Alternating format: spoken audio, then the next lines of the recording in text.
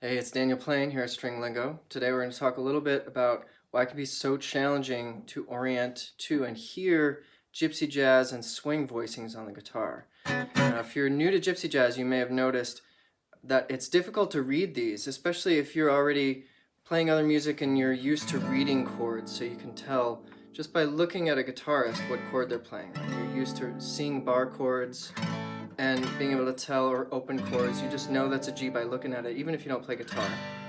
So I'm trying to get my violin and cello students to orient to being able to see these a little bit, but even better yet, hear them, because they're a little challenging to read.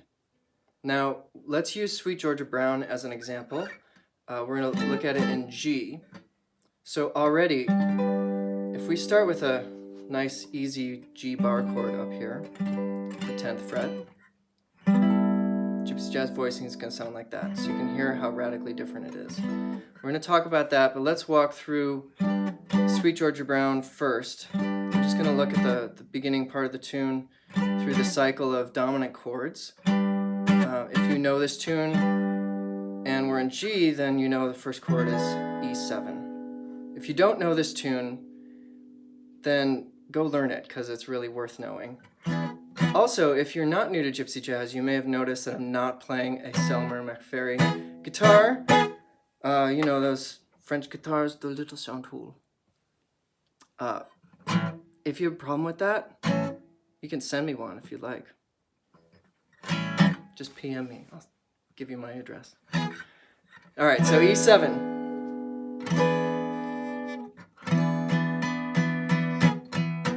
We just play straight bar chords, A7. You can hear and see how easy these are to orient to. It's easy shape to see, and you can even track the root. And there's our B7, going back to E7. Now if we hear this with gypsy jazz voicings or swing voicings, we get a lot less information than this, right? If we start with an E7, we have a root 5th, 7th, 3rd, and another 5th in this voicing, right?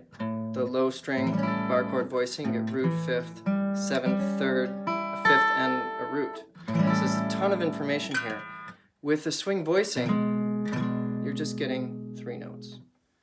So our E7 all of a sudden doesn't even have a root in it, right? If we think about this voicing, some of you may know this movable chord. Looks like open chord B7. If you're used to seeing and hearing that, this is similar, but we take the root and we move it down to the 5th here. We have 5th, 3rd, and 7th. Now, these voicings are beautiful because they're designed to be easy to substitute. So they make chord substitutions easy, and when you're soloing over this, it makes it a lot more open for you to add some flavor and substitution in your solos. It also makes it easy to throw subs in as a rhythm player. So we get just the basic minimal amount of information, right? With the color tones, right? We have the 3rd and the 7th. The 5th is in here, which is great. And generally, if you're playing with a bass player, the root's covered. So the chord is there. And dominant chords are a good place to start. Our A7 might look something like that. We could even have another 3rd in there. But I'm playing 3 notes here. A root, 7th, and a 3rd. So you can hear it's a really big difference from that amount of information to this. Some people might voice it like this. You get another note in there at least. Get a 5th. But it's good to hear just the minimal amount of information here. Maybe you'll see people throw a substitution in quick. There's the same voicing as our E7 for our D, D7. And then, instead of resolving to the root here like this, we might get something like a 6-9 chord. So we just need to spend some time hearing these voicings, so that we can orient to them.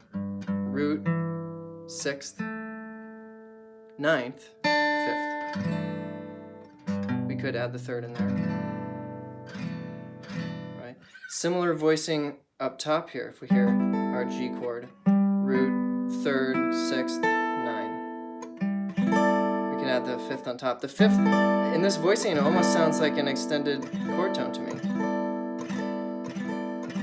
And again, this voicing, we have this extra challenge of not always being able to see and orient to the root if we're trying to read chords, because here's the root, but this chord could be voiced like this as well without a root, with the fifth in the bottom. So let's hear this, right? We heard the regular chords through. So if we hear, here's our G, so starting with E7, A7, D7, and here's our G6-9.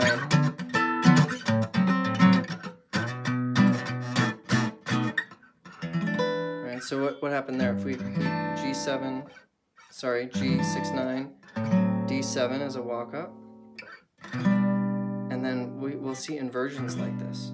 So Gypsy Jazz rhythm players like to move around a little bit. And they're playing the same chord, but they're adding inversions in, or little substitutions. There's our B7, back to E7. So instead of hanging out on A7 for 4 bars, sometimes they get bored.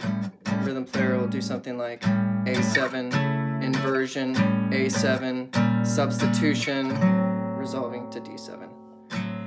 So one of the best things you can do is just listen to a whole bunch of this music, and don't try to orient to reading these chords so much as just get used to hearing them so you can ear train around it.